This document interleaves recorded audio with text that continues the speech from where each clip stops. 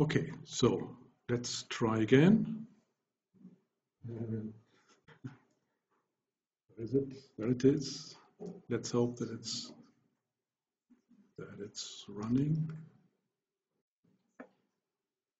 Looks fine so far. I can draw something, that's good. So you have come that far to just present the contact data of myself and of Hubert Chu. And the course will be presented as live lectures whenever I am here. I don't know what's going on here with that device. Seems to be unstable.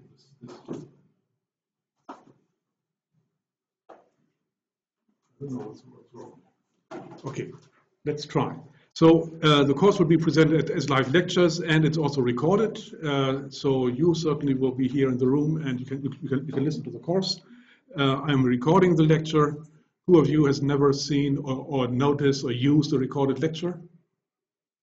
One person, okay, but some of you. So this is standard in all my courses.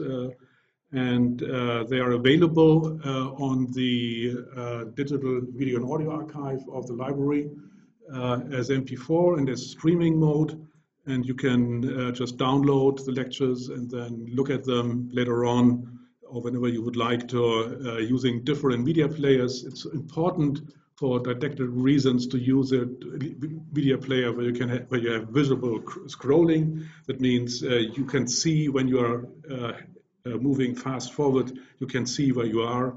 This is just convenient. VLC has the advantage that you can also control the speed at which it is actually played, which is sometimes quite convenient if you can speed it up a little bit, because recorded voice usually is something which is observed to be a little bit slow, and so if you speed it up, it's a better experience. Okay.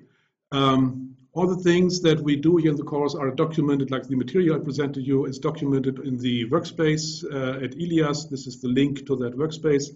The course has, as I said, the time slot from 2 to 5:15, but normally we will have it not normally. Today and next time we will have it at 15:45.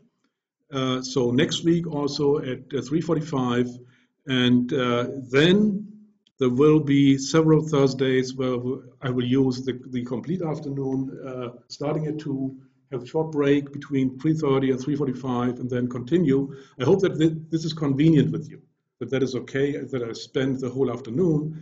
If somebody has a conflict, certainly there's the opportunity that you can listen to the part that you missed just by looking at the recorded lecture. And so I think it's not too much much of a problem for you. So I have put here the dates where I will teach the course. There are a few public holidays, so a few Thursdays are not available. And then there are a few Thursdays, I think 2 Thursdays, where I'm just away on other activities, which I cannot postpone or put other days.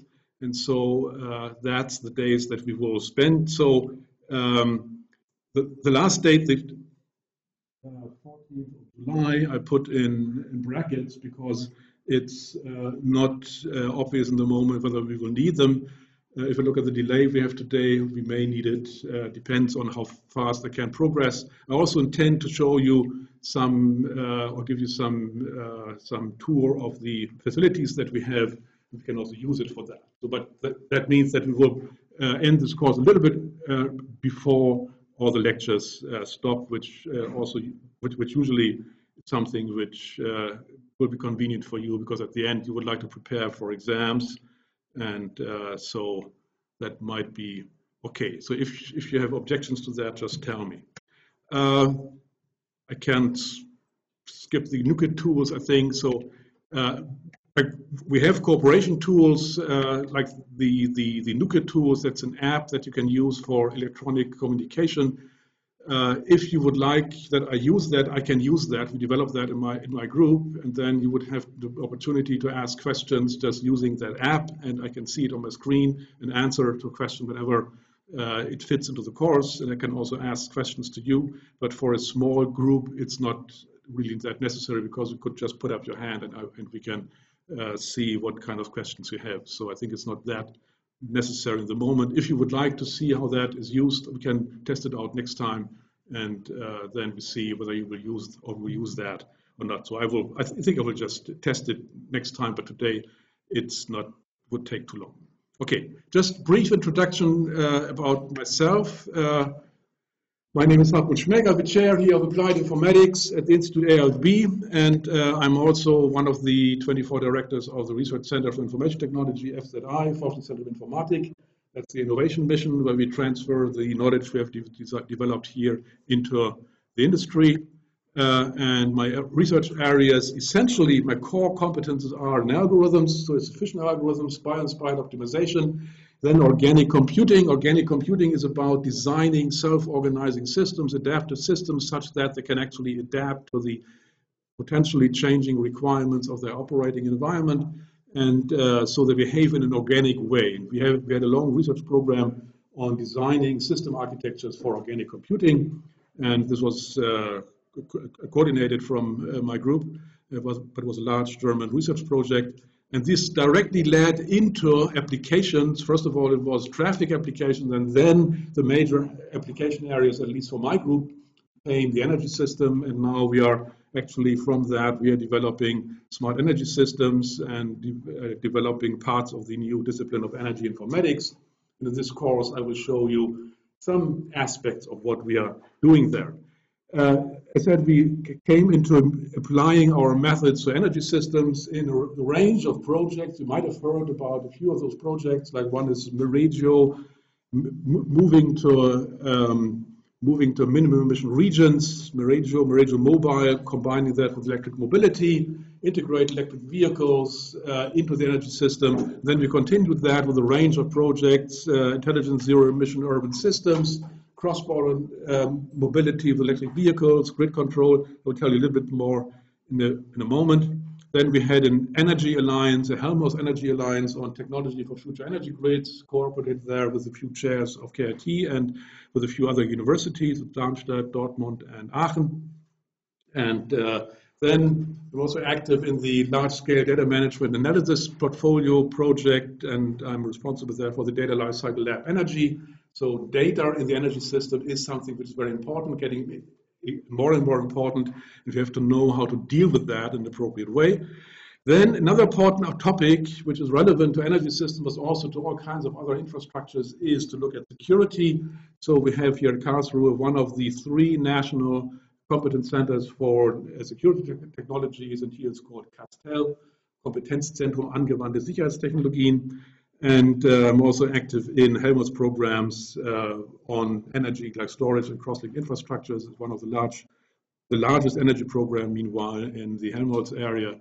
And there we have a group of people from also from the university part of KIT, where we talk about or work on networks and storage integration, system integration. And we cooperate with industry. Then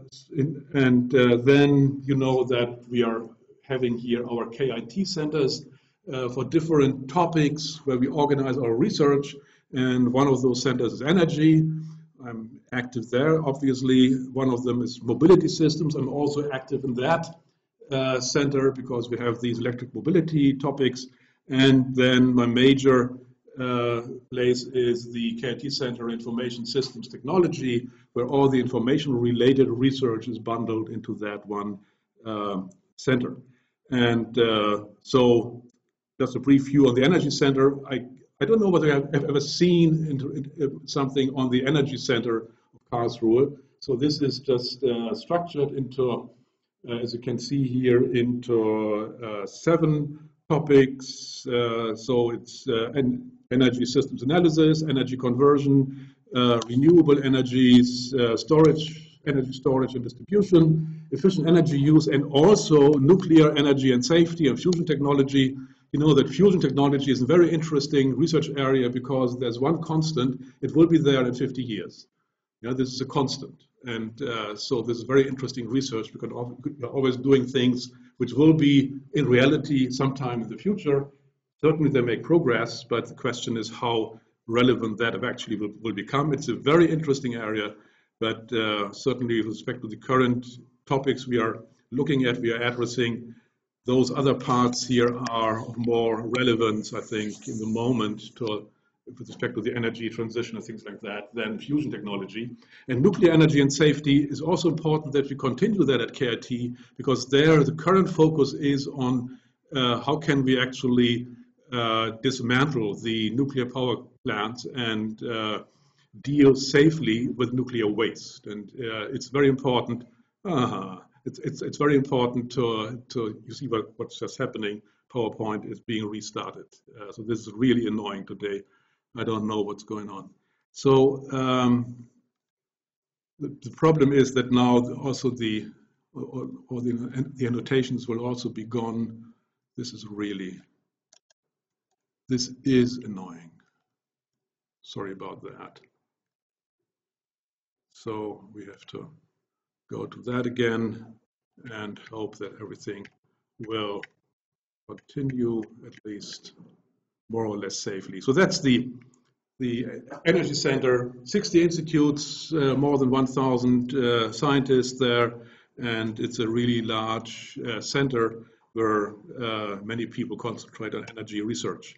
And then we have the Center Information Systems Technologies, where we have all kinds of competences in the information processing area, so ranging from algorithms and computer architecture down to security, dependability, supercomputing, robotics, automation, cyber-physical systems. So it's a range of topics that we're addressing there, with lots of projects and opportunities for students to get involved in interesting research. And I've emphasized that because one of the topics, or one of the aspects that we emphasize at KIT is to have research-oriented teaching. And so it's an important point to get you aware of the research that is going on. And certainly research-oriented teaching also means that we should show you what kind of research projects are going on, how we actually do research, things like that. So that's just a very brief view on that. And again, the projects that we had, just to give you a background on what is the basis for what I'm telling you here, how did I get into that area as a computer scientist. So one of the first projects there was Meregio, moving towards minimum emission regions, a program by the federal government, the e-energy program, which concentrated on combining energy technology, energy markets, and ICT in order to improve the efficiency of the energy system. And here we built a pilot region that was in 2008, 9 to 12. We had a pilot region with around 1,000 households who were equipped with modern technology, smart metering technology, and monitoring and control technology to see how people actually respond to this kind of technology and how they would modify their way of using energy by being confronted with interesting, intelligent, smart meters and corresponding environments. You would see technology like that in this course. When I say we, this was 5 chairs at KIT from energy economics, informatics, telematics, management, and law. And this cross-disciplinary way of addressing this topic is essential because you have to actually combine different competences, in particular, like certainly energy topics, also ICT topics. And it's also important to have people there who are experts in law, because we have to look at the regulatory environment that we have to observe when we design new technology. And so we have people who are experts in energy law, energy legislation, and all the regulatory requirements that are there in the moment. And they are also consulting or giving advice to the government how they should change the regulation in order to make those technological changes possible, which so far are in some way constrained by the current regulation.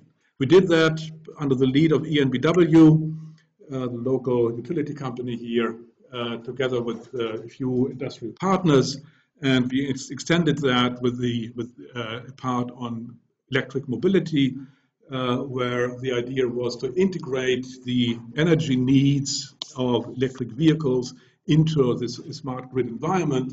In order to be able to do that, We built here a demo and research lab. We built the energy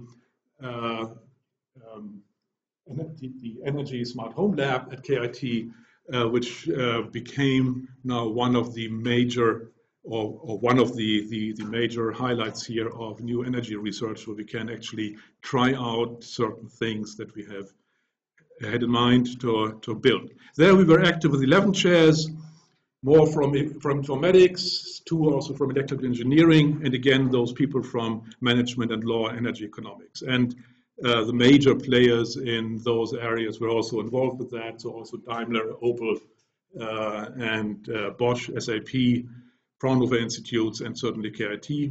And Daimler, Opel provided the electric vehicles, and we provided the interface in order to be able to actually have a vehicle-to-grid scenario where we actually were able to use the vehicles or the batteries in a bidirectional way, like recharge the batteries when they are empty, but also use the energy from the batteries in order to improve the situation in a house. Okay. There are many more projects there that we had. I mentioned iToys already. That it was a continuation of Meridio Mobile, where we continued this work on designing mechanisms for smooth integration of the charging requirements into the energy grid.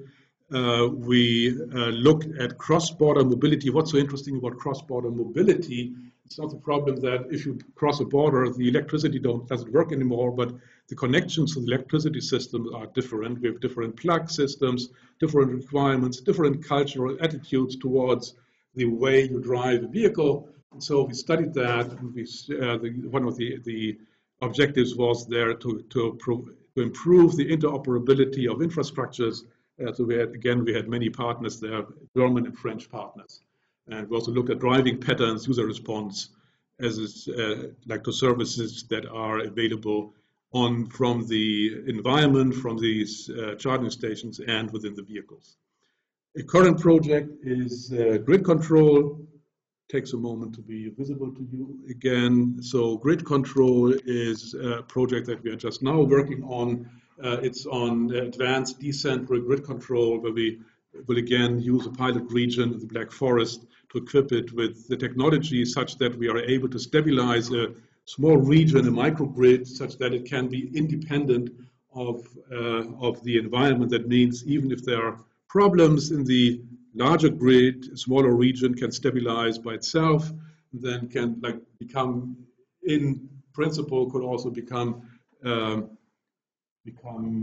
stable on its own, can be islanded, and then have a warm start again into the system if the surrounding system has stabilized again.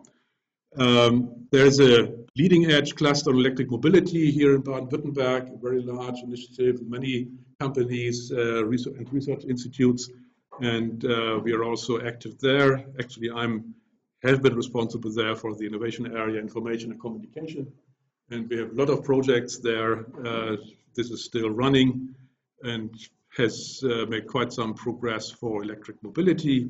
There are the Helmholtz initiatives that I mentioned already, and we have quite a few projects at the FZI in the House of Living Labs. Who of you has already visited the House of Living Labs of the FZI? Some of you, those in the front, okay. I will give you a chance to go there. There are also sometimes there are opportunities like there are open houses, and then we can look at that. So today really is a day where things go wrong, and as you can see, something really is very bad. We have to be very patient today, and let's hope that things improve. I don't know why this is happening, whether this is a fault of the system in this room, or whether that is a fault of my computer. I had not this effect when I was in a different room on Tuesday in my course, so maybe it is because of this room or because of this infrastructure. So let us see where we have been. We have been at that slide. So this slide here.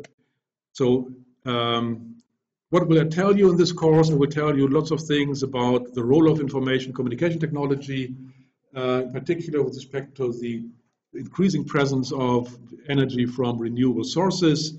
An important topic is decentralization of power generation. We will look at the future energy systems, how we can shape that such that we can actually have a stable system in spite of all the changes that are obviously coming to us in the near future. And one important point, the major point why we need information technology in future energy systems is that we need a lot more flexibility in demand than we had ever before. And you can only have that if you know about potential flexibility. That means you have to talk, to interfere with people who actually provide the demand and then provide or get willing to actually offer flexibility in order to adjust the demand to the availability of electricity. Okay. There is a lot of topics that we will address, and we will see how we can get through all these topics. So today I will tell you a little bit about motivation. And then we will look at power distribution network, some classical background, what is the typical power generation, a power distribution network. I will briefly tell you something about market structures. That is not the major topic. Just very briefly tell you something about the major places where markets are active. We'll tell you something about the role of balancing zones, balancing groups, balancing group managers, and so on, about the primary control, primary, secondary control reserve for balancing the networks. We will talk about self-organized approaches to balancing the power. I will tell you about smart home and energy management, building energy management systems and interfaces to users. We'll talk about smart metering and smart meter security. Like smart metering is a topic which is a relevant topic all over Europe or all over the world. Smart meter security is a topic which is mainly a topic in Germany. And since this is mainly a topic in Germany we don't have that many smart meters because we are afraid of smart meter technology and emphasize the need for security and privacy protection. And so we only can accept very complex smart metering structures, and this will take a long time to get them actually rolled out, whereas in other countries you have lots of smart meters already rolled out. We'll tell you a little bit about electric mobility and storage integration, and then this will more or less the topics of this course. Okay. I will offer visits to the Energy Smart Home Lab and to the FZI House of Living Labs. You have to see how that fits into this course, how we find time for that. Okay, then certainly you would like to get some kind of result of this course for yourself. So you would like to have an exam, and you would like to get a mark. I can only give you a mark for the participation. If we have some kind of exam, so there will be a final exam at the end of this term based on the material that I present you in class. Additional material I will recommend. I will give all kinds of links to other material that might be of interest. But relevant for the exam is what I present here in class and what I tell you in class. Everything is recorded, so what is recorded can be relevant, and so this is also part of the exam. Also, what I draw on such a screen is also relevant. Certainly not smileys, but other things are extensions to what I have on the slides. Although sometimes I will just underline certain words. Not always because that's very important, but just to make sure that somebody who is following just the recorded lecture notices where actually the point of current attention is on the screen. So this, sometimes you will see slides where many things are underlined, and you say, okay, what do I need all these underlined things? But this is mainly to draw the attention of people who are who are looking at that as a recorded lecture, that they actually get some idea of what we're talking about. Okay, the exam dates, it's always like exam dates in my institute is always the first days after the end of the lecture period, means on Monday, Tuesday, or Wednesday after the end of the lecturing period, that is July 25 to 27. On one of those days, there will be the exam.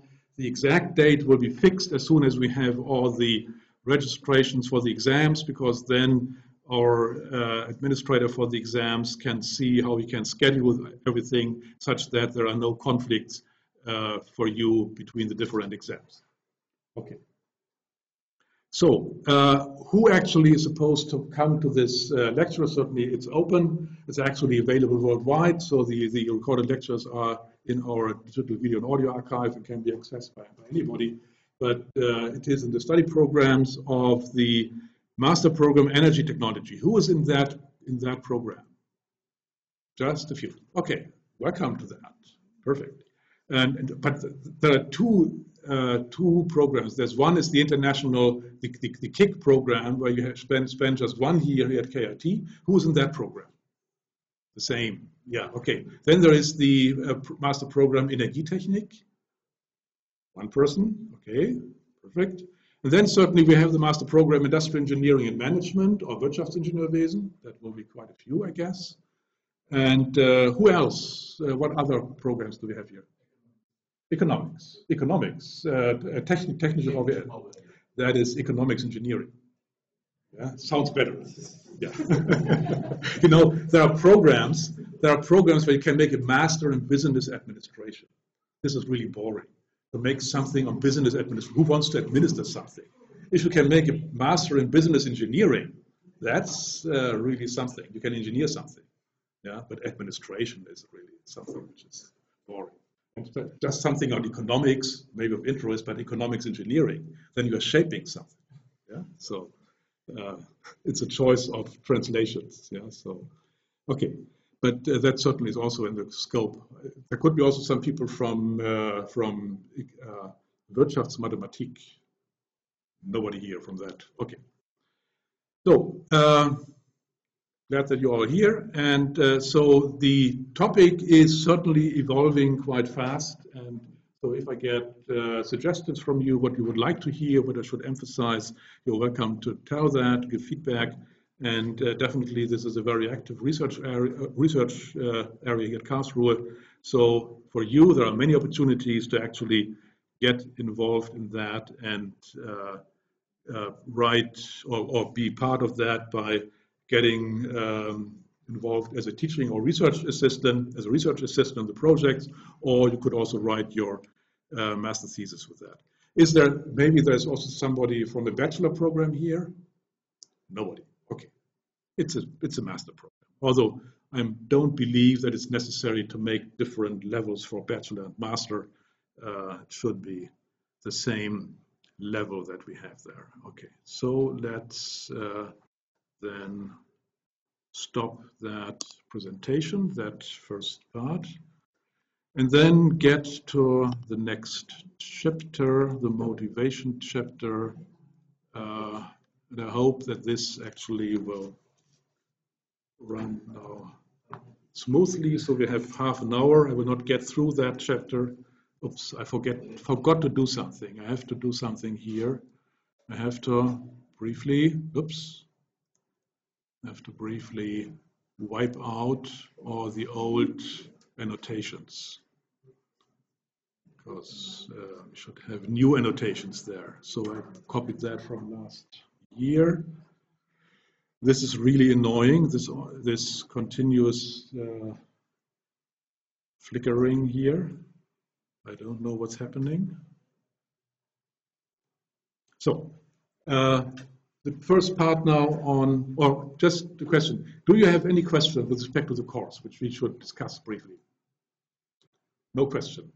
All happy, so in waiting, you have a question. Yeah, we had some troubles entering the building. You just have to, like your KIT card has to be, it did not work, but then there is a, I don't know exactly who you have to contact. It should be written downstairs there. We can put it on the workspace for the course, how you can actually get access to that. You have to send a message to somebody at KIT and send your ID of the card, and then you get access to this building. Yeah. So everybody who has a KIT card can enter this building.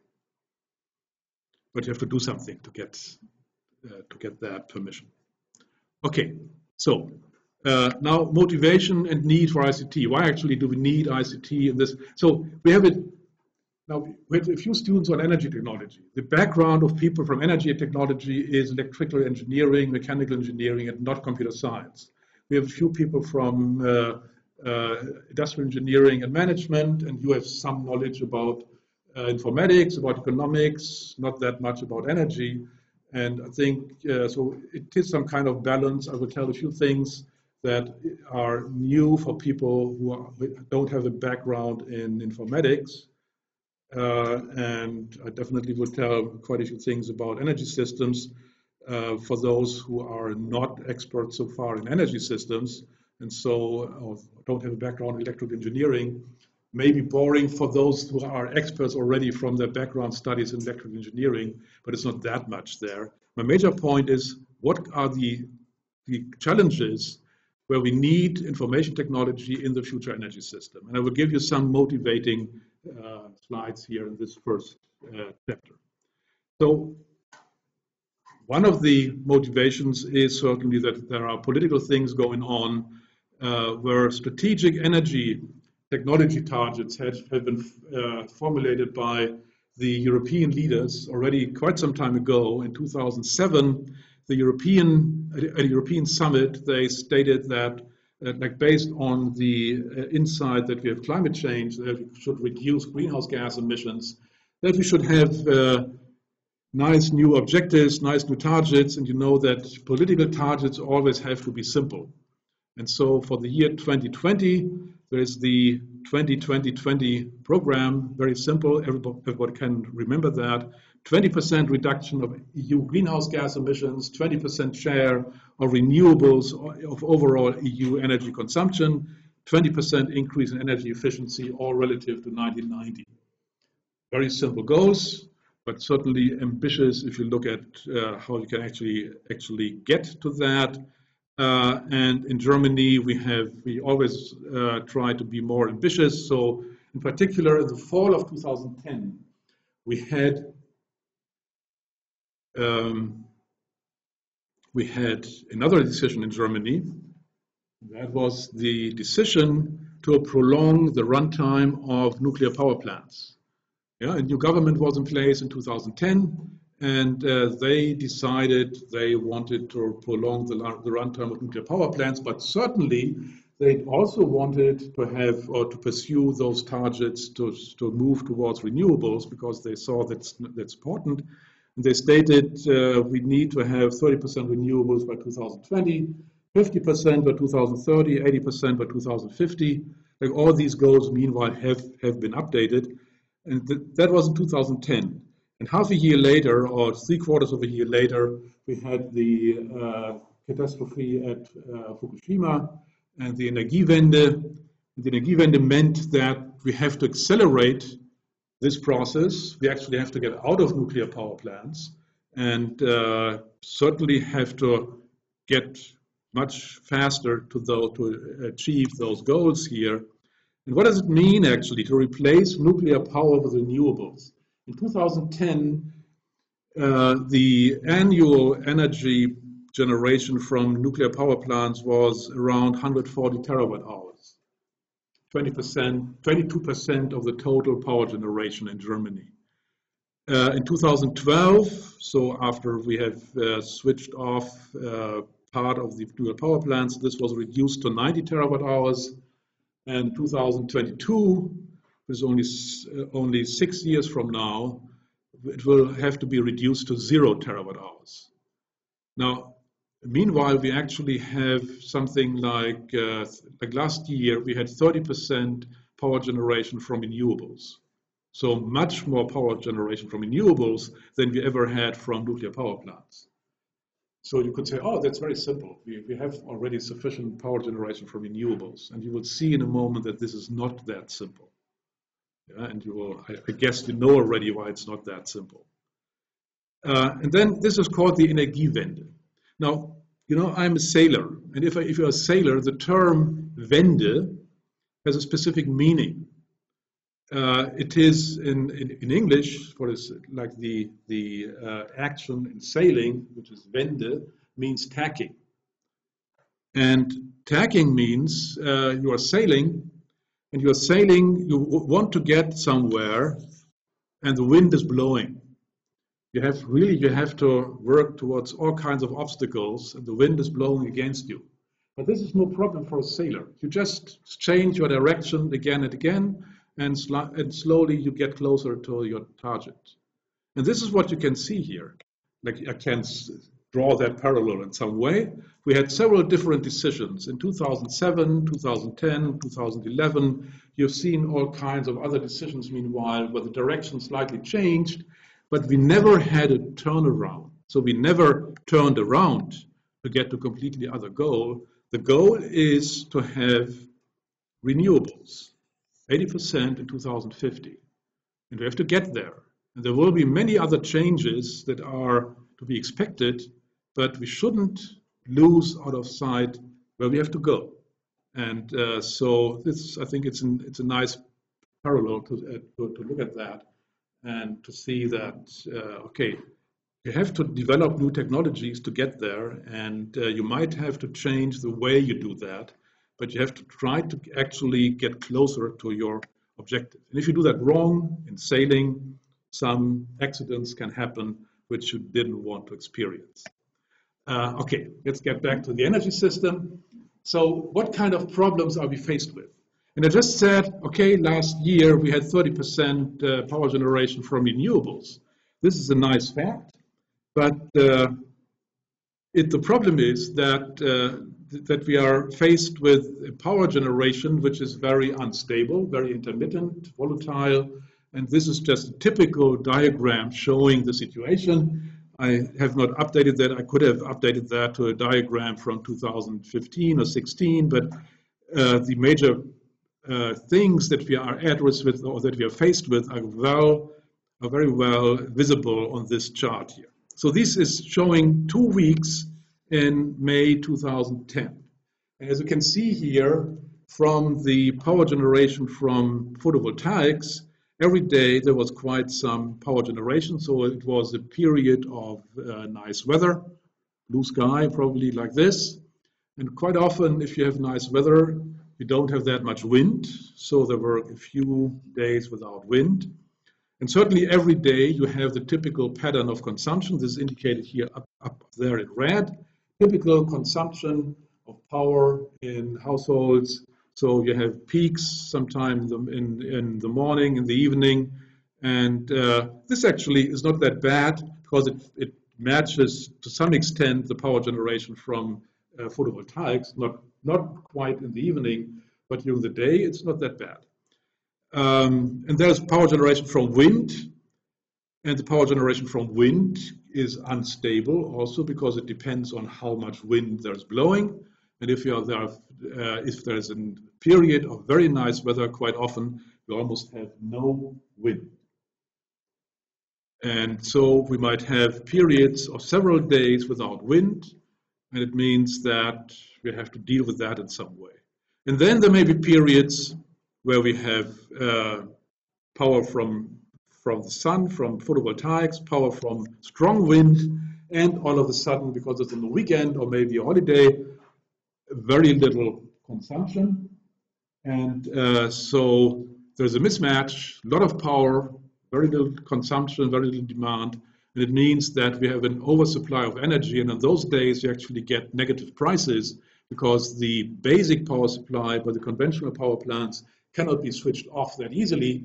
So they have to run, and the energy has to be used. And so you get paid for using energy. This is something which the Austrians like very much because at those times they can pump up water uphill into their water reservoirs and like a pumped hydro storage, and they get paid for that. And later on, they just let the water flow down again, and they are paid again for letting the water flow down again. So this is a perfect money machine on days where you have negative prices for energy.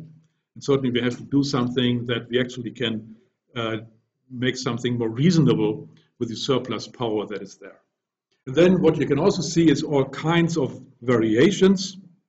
like fluctuations at different time scales. You have variations, as you see here, like daily variations. Every day there is this power generation from photovoltaics. Then there are variations that are not that predictable depending on the wind.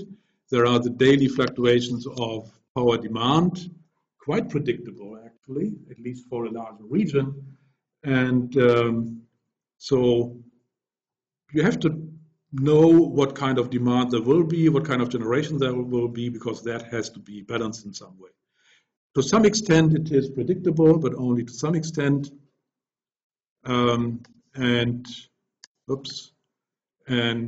So we can do something there with methods of prediction. To deal with fluctuations may be possible if we manage to somehow control demand and supply. We cannot control how much the wind is blowing, that's bad, but we can control maybe how much power we are using. We also have to compensate for a dead car. This is very much of a problem. ICT cannot do that much about that, but maybe we can design or help to design and operate large storage facilities. Just a few figures on German power generation. So this is showing just, okay, 2 typical days. Here in yellow, the power generation from PV, from wind, from nuclear. From nuclear, here it's about 10 gigawatt, so this is 1,000 megawatts, so 10 gigawatt, it's 10,000 gigawatt there. So it's 10,000 megawatts, so it's 10 gigawatt power generation from nuclear, very stable. Actually, if you look at power generation from nuclear in France, it is not that stable. In France, they have technologies where nuclear power plants can be run in a very adaptive way. That's a different technology, because they have more than 50% power generation from nuclear power plants, and they have to design them in the way such that they can adapt to the demand. In Germany, it's for base supply, and so it is very stable. It's not that much controllable. You just switch it on or switch it off, that's it. Although in principle, you could regulate that by moving all these uranium poles in and out of that. Okay, and then there are other fossil power plants and so on. There is wind, and certainly there's photovoltaics. And then there are these dramatic changes or dramatic differences, like here's a day in June 2011. In a moment we will look at what we see here currently, but here you have power generation in yellow from photovoltaics, little bit in green from wind, and a lot of extra power generation. So here on the 27th of June, it was 12 gigawatt, the peak from wind, 12 gigawatt from photovoltaics, peak generation, 2 gigawatt from wind. In the winter, in the contrast, you had 22 gigawatt, like there was in 2012, from wind here for quite some time. There, if you look at that, quite stable power generation from wind, but almost nothing from the sun. Also very typical for winter times. So many different things that are happening there. And then there are problems. There's another problem which we have to look at. That is the uncertainty of power generation. So usually we make a plan for the next day. We have the day ahead market where we estimate, we forecast the power generation and power demand for the next day, or the power demand for the next day, and the power providers, the balancing group managers, they have to make sure that they get sufficient amount of power, and so they make a plan for the next day. And then during the day, you might have some changes. And here I just wanted to indicate that the actual production, so this was the predicted production, this is the actual production on one day, on the 24th of April 2013. They planned for having something like 17.3 gigawatt peak generation from photovoltaics, the wind 5.9 gigawatt. That was what they had predicted, And then in reality, it was 23 gigawatt peak. As you can see here, a lot more power generation there from photovoltaics, and also more from wind, 6.4 instead of 5.9. It means it was more than or around 6 gigawatt extra generation from renewables difference from what you had predicted for the next day. Now, 6 gigawatt difference is about 5 nuclear power plants, which all of a sudden you don't need from one day to the next. And this is just from one day to the next, but you have quite a few changes also where you predict the power for the next hour or the next few hours, and all of a sudden you get changes because clouds are developing in a different way, wind is blowing in a different way, and so you have local changes and you have just weather changes which are to some extent unpredictable. And you have to deal with those uncertainties in the way you manage your grid. You have to be able to compensate for that. You can only compensate for that if you have flexibility in the way you manage your grid. Yeah, so this is the uncertainty that is unavoidable unless we have huge storage facilities. Like if we have huge storage facilities, we just put all the generated power in a storage and then get stable supply from that storage. But we don't have that so far. And this is also expensive, and it's also a technological challenge. That's why we have a new, very large research program, the Helmholtz Association, on storage and interconnected infrastructures. Because we need the storage facilities, all kinds of different storage facilities, batteries and chemical storage and storage into fluids and like new fuels, new other carriers of energy. And so this is one of the challenges to become able to deal with the uncertainty, reduce the uncertainty, because uncertainty means you will run into problems. Just this week we had a visitor from India, and who of you has ever been in India? So you know that in India the power generation is very unstable. And it's very normal there that during the day you have a few minutes or hours where there's no power, even in the large cities. This is very normal. We're used to that. And it's always, like on Thursdays, you always have large blackouts for whatever reasons. We are not used to that. Yeah? And we are used to a power generation which is very stable. What I present to you here now, because of some technological reasons, is a very unstable presentation. But assume the power generation would be like that. It would always be going up and down. This would really not be something which would be acceptable to us. Just another remark on what I just heard from this guy from India. I don't know whether you are aware that in India, 300 million people are without access to energy, to electricity. 300 million people. That's the number of people we have in Europe. Assume you would have to build up a new energy system for all of Europe. A tremendous task. And so it's also a tremendous opportunity. If we would cooperate with them, we could build there, because they will depend mainly on renewables for their new energy system. We could build up something there which would be some kind of showcase for the energy system that we are anticipating for the year 2050 in Europe. So this is quite an opportunity, just a side remark on that. Okay, so this is uncertainty which we have to look at. And just another thing, again, the fluctuating character of power generation from renewables is shown here. And this is a prediction of the energy situation in the year 2050, based on the weather conditions of the year 2007. And what you can see here is all the power that is generated from renewables anticipated for that year. In black, you see the demand for that year. So this is the complete year. And now everything that is above that black line is power surplus. But all the white space below the black line is deficit of power. And so you see that, what's going on here? There it is. Okay, so this is now the final part of the problems that I wanted to address, and I would like to finish that. So we had seen fluctuations, uncertainty, and now we look at the third major problem that we are faced with, and that is decentralization.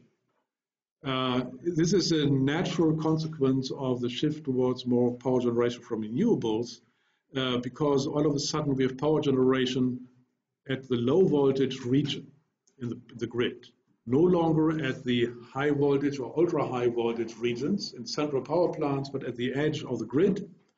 And that means, like here, what you see here is a low voltage or a segment of the low voltage grid.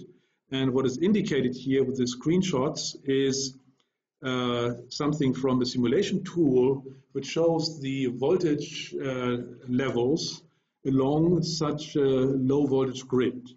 And the more you see this in red, the higher the voltage is. So here at the substation, everything is fine. And here at the end of that segment, there is actually a farmer sitting there having quite a bit of photovoltaic cells there. The power is fed into the grid, and the lines there are at their limit. They're indicated here in yellow. That means they cannot take all the power that is supplied to the grid, and so the voltage is going up. If you have an increase in voltage, this is not visible to the substation. The distribution system operator, if he is lucky, has information of the current situation at the substation. He has no information on what's going on at the endpoints of the low voltage grid, because nobody had saw the necessity in the past to get information in those parts.